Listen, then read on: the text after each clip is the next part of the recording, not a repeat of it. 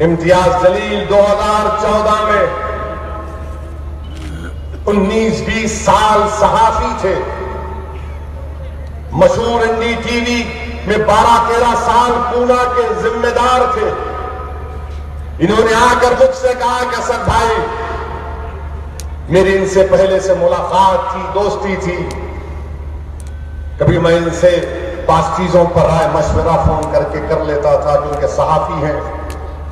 ایک دن مجھ سے میں نے بات چیت کرے تو کہا کہ میں ایک بات آپ کو کہنا چاہ رہا۔ میں نے کہا بولیے کیا ہے؟ کہا کہ میں اورنگ آباد سے الیکشن لڑنا چاہتا ہوں۔ میں نے کہا کیا وجہ ہے؟ تو بولے نہیں، میرا خواب ہے کہ میں ایک ایم ایل اے بنوں اور اورنگ آباد کے غریب عوام کی آواز اٹھا سکوں مہاراشٹر کی اسمبلی میں۔ کیا تم میں اگر ایسا کوئی شخص ہے جو اس طرح کا خواب دیکھتا ہے تو آگے بڑھو۔ اس خواب کو پورا کرنا ہے۔ امتیاز جلیل کو اورنگ آباد کی عوام نے متحد ہو کر ایم ایل اے بنایا، اور پھر 4.25 سال کے بعد امتیاز جلیل اور وہاں کے اراکین بلدیہ نے مجھ سے آ کر دارالسلام میں کہا کہ اسد صاحب، ہمارا خواب یہ ہے کہ اورنگ آباد سے ہمارا ایم پی کامیاب ہو کر جائے۔ میں نے کہا تم تیار ہو اس لڑائی کے لیے جو بڑی لڑائی ہوگی؟ تو تمام اراکین بلدیہ نے متفقہ طور پر ایک آواز میں کہا کہ ایک موقع ہم کو دے دو آپ، ہم اپنے اس خواب کو پورا کرنا چاہتے ہیں۔ اور جب امتیاز جلیل مجلس اتحاد المسلمین کے امیدوار بنے تو مہاراشٹر کے کسی بھی جگہ سے مجھے فون نہیں آیا ہوگا، اور تمام 90% فون کرنے والے مجھ سے کہہ رہے تھے یہ کیا حماقت آپ کر رہے ہیں۔ سب نے کہا مجھے، میں کسی کا نام لوں گا تو آپ اپنے منہ کو ہاتھ لگا لیں گے۔ میرے سینے میں بہت سے راز ہیں، اور انشاءاللہ تعالی میں ان رازوں کو اپنی خبر میں لے کر جاؤں گا۔ مگر ایسے بڑے بڑے لوگ فون کیے کہ کیا کر رہے ہو، حماقت کر رہے ہو تم مہاراشٹر کی سیاست کو نہیں جانتے، تم حیدرآباد کی حد تک اپنی شہروانی کو لہرا لو، تم مہاراشٹر میں کچھ نہیں کر پاؤ گے۔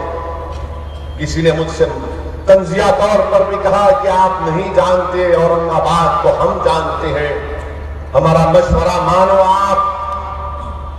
اور سب نے یہ کہا کہ دیکھو حالات خراب ہیں۔ میں نے ان سے پوچھا کہ 70 سال میں حالات میرے کب اچھے تھے مجھے بتاؤ۔ پوچھو اپنے سینے پر، اپنے دماغ پر ہاتھ رکھ کر سوچو، اللہ نے تم کو دماغ دیا، اللہ نے تم کو سوچنے کی طاقت دی۔ 70 سال میں حالات کب اچھے تھے؟ دنیا میں حالات اچھے نہیں رہیں گے، کبھی یاد رکھو یہ دنیا قید خانہ ہے، اور قید خانے میں حالات اچھے ہوں گے؟ ارے ہاں، جب دنیا میں جدوجہد کرو گے، زندہ رہنے کی مثال دو گے، باطل طاقتوں سے مقابلہ کرو گے، اور وقت کے طاغوت کے سامنے سچائی کو بیان کرو گے، تو وہ زندہ رہنا، وہ زندگی ہے۔ ہم نے امیدوار کھڑا کیا، سب نے کہا بہت بڑی غلطی کر رہے ہیں، سب نے کہا کہ تمہاری وجہ سے وہاں پر شیو سینا بی جے پی کامیاب ہو جائے گی۔ بہت سے ڈیلیگیشن میں سے آ کر ملے، بڑے بڑے ذمہ دار لوگ آئے، تو میں نے کہا آپ کا آنا میرے لیے باعث برکت ہے، مگر میں آپ کی موجودگی میں گستاخی کر رہا ہوں، میں آپ کی اس بات کو سننے کو تیار نہیں ہوں۔ میں نے کہا ایک سیٹ ہے مہاراشٹر میں، 48 ہے نا پارلیمنٹ سیٹیں، میں نے کہا 47 پر آپ جو کرنا ہے کر لو، ایک پر میری دیوانگی ہے۔ میرے لوگ آ کر مجھ سے کہے ہیں کہ ہم نے خواب دیکھا ہے، اسد صاحب ہم کو خواب پورا کرنے دو۔ میں ان لوگوں کے خوابوں کو چکنا چور نہیں کر سکتا، آپ اپنی سوچ کو دوسرے پارلیمنٹ کی سیٹ پر کر لو، مجھے چھوڑ دو اس کو میرے ہاتھ پر۔ ہم نے الیکشن لڑا، میں مبارکباد دیتا ہوں میرے مجلسی رفقا کو، بڑی طاقت کے ساتھ لڑا، اور صرف 25 دن کا الیکشن تھا اورنگ آباد کا، صرف 25 دن میں اورنگ آباد میں ہم نے پورا نقشہ بدل دیا۔ کیوں کیا؟ کیونکہ ہمارے حوصلے بلند تھے، ہم میں ایک عزم تھا، ہم میں ایک فکر تھی اور سب سے بڑی بات یہ تھی کہ ہم ہارنے سے نہیں ڈرتے تھے، ہم ہارنے سے نہیں ڈرتے تھے، اور ہم کو ہار کی فکر نہیں تھی، ہم کو فکر اس بات کی تھی کہ پوری طاقت لگائیں گے، جدوجہد کریں گے، 24 گھنٹے میں اگر 19 گھنٹے کام کرنا پڑے تو کام کریں گے۔ اور کیا وہاں پر لوگ کہہ رہے تھے کہ دیکھو یہ 18 گھنٹے کام کیا، اتنے دن سے نہیں سویا۔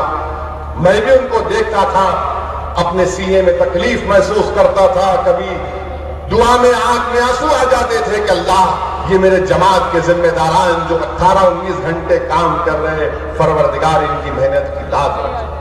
اللہ سبحانہ و تعالیٰ کا کرم ہوا اور 30 سال کا شیو سینا کے MP کو شکست ہوئی۔ 30 سال کے جو ہم پر الزام لگا رہے تھے، جو مجھ کو کہہ رہے تھے، میری جماعت کو کہہ رہے تھے کہ حالات خراب ہیں، تم حماقت کر رہے ہو، تو میرے بھائی کبھی کبھی حماقت کرنا پڑتا ہے۔ اور میری بات آپ یقین کرو، میں نے اپنے بزرگوں سے سنا، میں نے اپنے مرحوم والد کے پیروں